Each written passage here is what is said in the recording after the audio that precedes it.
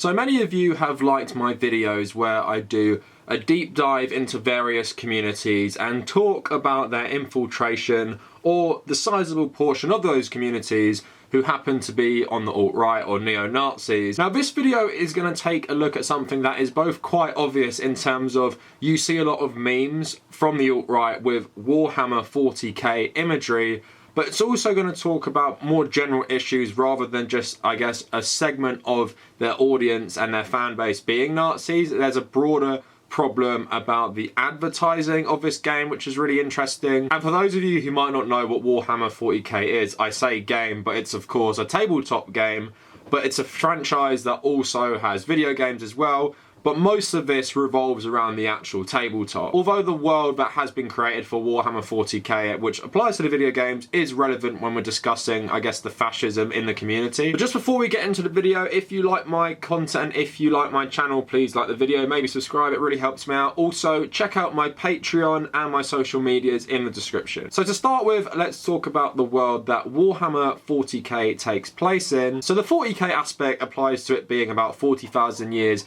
in the future, but I want to focus on the Imperium here, a faction of Warhammer 40k. So the humans of Warhammer 40k live in a fascist political system. The government has unrestricted power, the citizens have next to no rights, military service is near universal and compulsory, and multiple branches of government and military have no accountability. The state-sponsored religion is mandatory and repressive, and the government is built around xenophobia, both figuratively and literally, with hatred of any human outside accepted norms is also written into the state policy, as well as hatred of aliens in the Warhammer universe. It's been repeatedly established within the canon that life for the average citizen is garbage. The system is inefficient to an almost comical degree, with starvation that is rampant and planets that are left abandoned to their horrifying fates because no one is often aware they are in trouble. The military often spends most of its time squabbling with other elements of the military. It's just a massive satire of fascism in general. But the problem really comes with the Imperium being the main human faction, and a lot of the times when you have humans in a sci-fi universe, you automatically identify with the humans because of course we are humans, so if they're fighting aliens, you are sort of on their side. It's kind of like, you know, the Avatar films, where of course, you know, the humans in that are the bad guys.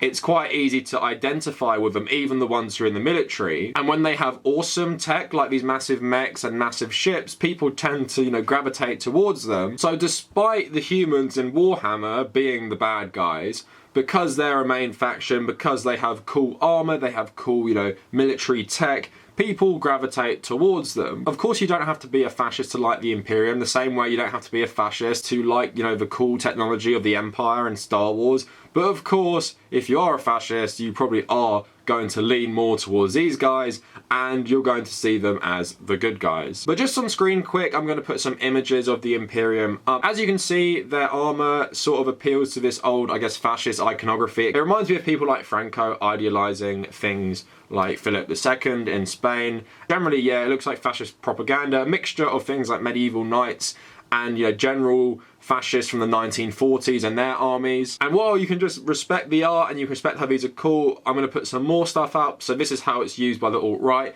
Here are some things with Trump, the God Emperor. Here are some more, you know, generally fascist uses of the artwork, of the figures, of the technology, basically showing how those with a fascist leaning will, of course, like this stuff. Now, I want to take this all back to the point about the humans being the good guys, because with the original intention of creating this universe, the humans are not the good guys. But this is a problem in terms of the marketing of the game, in which they have to often simplify this universe to appeal for children. Now, it's kind of hard to get across the complex themes of satire, but they often depict it as humans, good, and that is your entry point into it. But this also links to more general alt-right people in the community. So I'm going to go over this as part of covering a general scandal that has happened lately with Games Workshop and the Warhammer community. So Vice reporting this month, so many Warhammer fans are becoming increasingly uncomfortable with the alt-right faction of the fandom flowering in certain online corners. One group taking action is No More Damsels, a charity calling for a more inclusive atmosphere in the London wargaming scene, and Warhammer is actually massive in the UK. So members want Games Workshop, which is a big outlet in the UK that sells Warhammer stuff, to outline specific plans to tackle racism, sexism and homophobia and other forms of prejudice in the wargaming community. Last month, No More Damsels co-founder Sarah Pipkin helped to write an open letter addressed to the Games Workshop, calling out bigotry in Warhammer and, quote, providing open and clear measures around discouraging hatred and abuse would go a long way towards making the community more welcoming and tolerant for all, the letter read. We look forward to your support and seeing the precedent you set by taking repeated and consistent action to address prejudice. So this was signed by multiple groups and players are asking for greater representation and a more inclusive atmosphere. Of course, there was a huge pile-on by the alt-right. So the No More Damsels open letter was a response to a statement issued by Games Workshop on the 4th of June, which was committing to diversifying its models and keeping racism out of its stores and communities. But Pipkin says that a broad anti-racist message was encouraging, but they'd hoped the Games Workshop would have outlined a more practical response. But others also believe the marketing strategy of Warhammer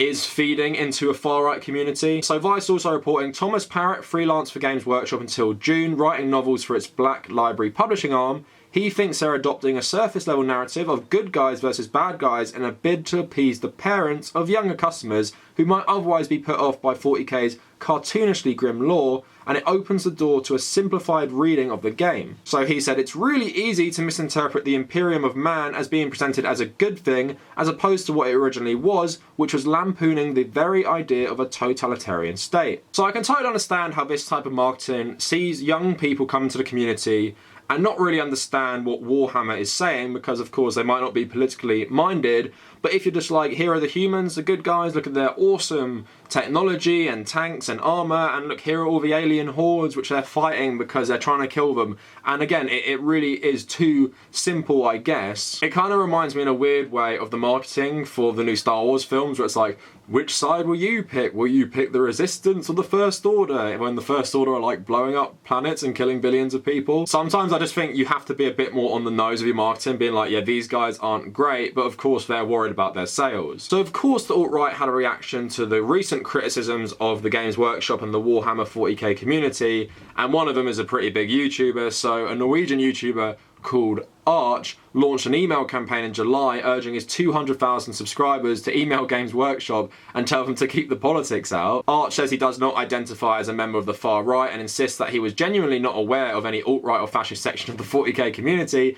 Rather, he takes the view that Games Workshop's statement was tantamount to align itself with extremists who support communism and says advocate violence. Even on the surface, it does kind of seem like he is on the alt-right, so he says, for me, this is the same kind of dog whistling that we hear about for the alt-right, where they talk about some of their code phrases. This seems to me to be a signal to a very small group of extreme people. What my campaign is saying is that Warhammer is for everyone, full stop. So he also went on to say, if you are the most extreme tanky or even the most extreme fascist, you simply want to play a game of 40k, not talk about your politics, simply collect the miniatures. I do not view that as Game Workshop's duty to stop it.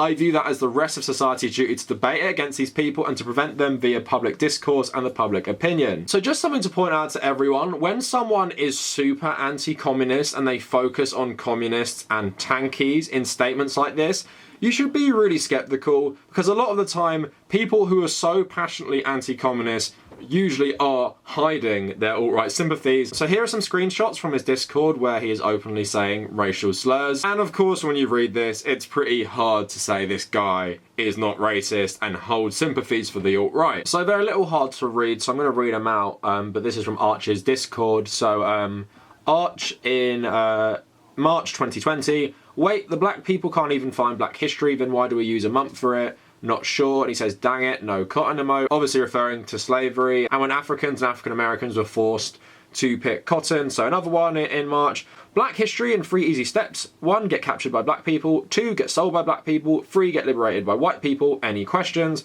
Of course, some awful, disgusting, racist, revisionist history. So Arch saying, no, the N-word is not a smart creature. Prone to violent outbursts, the black man is just fine. The immortal words of Chris Rock, there are black people and there are the N-word. And N-words have got to go. And then someone says there are white people and they're a socialist. And he said, no, there are people and there are socialists. Again, showing that his general racism towards black people, also his hatred of socialists. Since he seems to be on the alt-right, I wouldn't be surprised if he believes in things like cultural Marxism, Jewish Bolshevism, all that type of stuff. So Arch also saying, Oh, and they were also the kind of black he used to think paint rendered them invulnerable to bullets, plus barbed wire.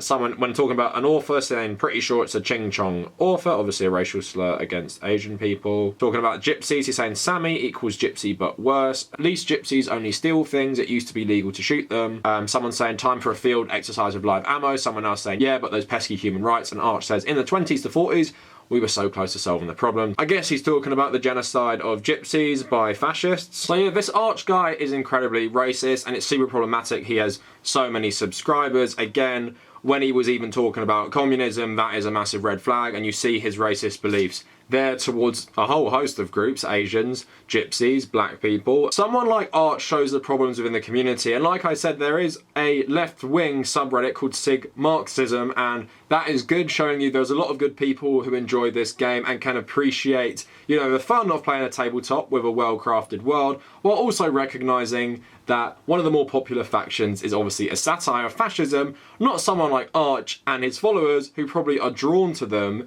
because they represent their beliefs. And with a lot of fascist stuff like that, they often hide behind, I guess, a degree of deniability in terms of, you know, it's just the game, bro, we just like playing as the Imperium, we like role-playing as them, and yeah, they might be pretty bad, but we don't believe it. But when you have Arch and his fans talking about how genocide of gypsies is a good thing, talking about slavery, promoting this, you know, disgusting historical revisionism that is racist about slavery, talking about whites liberating the slaves, and it's actually black people's fault for the transatlantic slave trade. And it's just clear when the community has a guy like this who is very popular that it does have a problem with fascists. And I guess it's another problem as well with the diversity of the community, because a lot of the time when you have groups like this, like the Imperium and their supporters, you kind of do need another perspective to point out how problematic it is. A lot of the time when the community is dominated by white people, especially in the West, it seems to be pretty ignorant of racist problems in general, even if they aren't going into Warhammer because they're fascist. And as it says with the marketing, they do target young people by trying to make a world that is very complex with its own political systems and political ideologies by boiling it down to the people like you, who are the humans, they are good. All these scary aliens are the baddies. And to sum up, I just want to read you the closing paragraph of Dorian Dorr's Medium article called Let's Talk About Warhammer 40k, which really, I guess, summarizes the problems with the marketing, with the Imperium, and why the marketing promoting the Imperium as good can be such a problematic thing. So Warhammer 40k is so very close to how fascists see the world. They are beset on all sides by degeneracy, threatening to choke their way of life, and an ever-present foreign Xenos menace seeking to take all they have from them. In their minds, authoritarianism is the only means of survival in this grim, dark future. The portrayal of genocidal imperialists as heroes, particularly in this day and age, is irresponsible and personally overshadows much of the fun I could be having with this franchise. It's getting a lot harder to love 40k, especially when the franchise continues to lovingly portray fascists as good men, demonises queer people, and repeats xenophobic talking points as if they were actually worth considering. I can't blame Trump supporters for photoshopping their beloved leader's head onto that of the Emperor. That's the world they want to create. So I think this is an interesting thing they bring up. So they say, there are ways to fix this, of course. Actually show the Space Marines for the genocidal brainwashed cultists they are. Centre the narratives around those struggling to survive and resist the horrors of the Imperium. Bring some actual complexity into this universe, and bring in some queer characters who aren't Chaos Demons. I doubt any of this is actually going to happen because the Space Marines are popular. The Games Workshop wants to continue to sell miniatures and video games, so they'll keep pandering to the most toxic elements of their fan base. It makes it difficult for me to keep enjoying this world, even for all the fun and shenanigans it promises. So I guess that's an interesting conclusion, that in a capitalist system where you want to keep selling stuff like this, who cares about morals? And if you're openly courting the alt-right to sell these miniatures, then so be it. If you're openly promoting a faction that is fascist, if you're whitewashing a lot of their fascism in the marketing, but keeping the core of their message in the game, it's an easy way to kind of condition people to think certain alt-right things are positive, like the author was saying, when you frame genocidal imperialists as the good guys fighting for survival, then maybe, not for everyone, maybe it might warp your perception of reality, and like they say, it's no surprise that a lot of Trump supporters like this game. Now, the two problems I take away from this story is that Warhammer 40k seems to have a bigger problem with fascism and neo-Nazism than a lot of the other communities I've covered, including, you know, World War II fan communities, But the other, side of the coin is that they actually have a pretty prominent, I guess, left-leaning community as well. The people who called for more inclusivity, the subreddit that promotes, I guess, more left-leaning ideals and calls out all this bullshit online. So that is a positive thing. So it seems more like a civil war in the community. But at the same time, based on the Game Workshop's stance themselves, based on their actions, based on their marketing, it's not surprising that this element, the fascist element, might gain some more prominence as it mixes with more ordinary players who may be oblivious to what is going on in the general community. But let me know what you guys think in the comments. Do you play 40k? Have you had experience of any of these things?